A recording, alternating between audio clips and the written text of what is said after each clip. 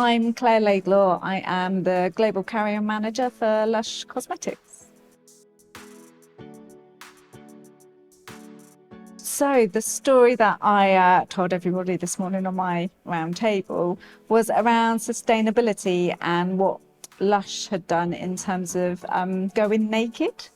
For Lush, that's quite a known term. For the wider world, it might seem a little bit weird being talking about being naked, but essentially it was around moving packaging from our solid products, which don't come in pots or bottles, so things like soaps and bath bombs and bubble bars, removing that packaging and how we did that and our approach to communicating the reason why we were doing it with our customers.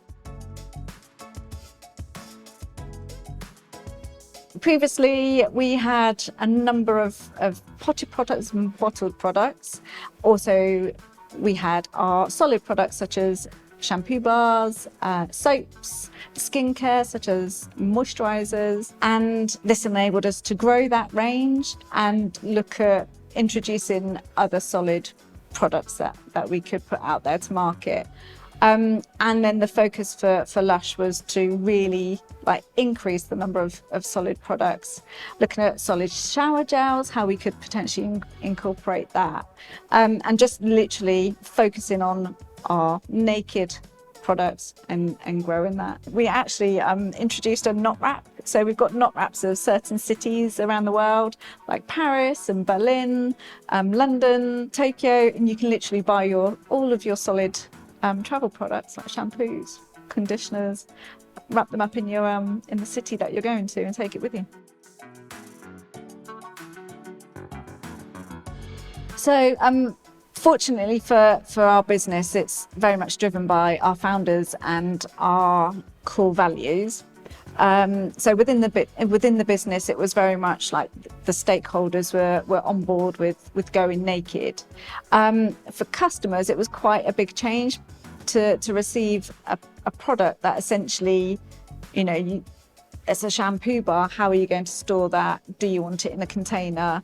And to have it delivered to you naked or to purchase it in a shop with no packaging, it was quite a big educational piece for customers. So we essentially went out to our customers, we explained what we were doing, the reasons for removing the packaging, and also the fact that it wouldn't impact the actual product itself. And we did that in a number of ways. We spoke about it on social media, we updated our policy on our website, our frequently asked questions on the website as well was all updated to incorporate that information.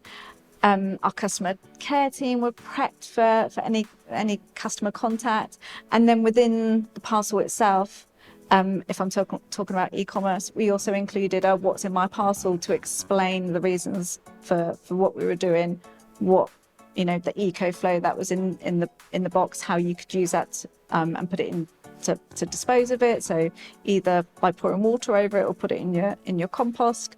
So there was quite a big piece to make sure that customers were aware that this wasn't going to have a detrimental effect to the actual product itself. Yeah, lots of our products that do still come in plastic pots and bottles, which are all fully recycled or made of recycled material. We have a closed loop scheme in place where you can take your pots and bottles back to store and receive money off your next purchase. And those bottles and pots come back to our green hub, which is based down in our manufacturing site in Poole, where we will recycle them and chop them up ready to be made into new pots.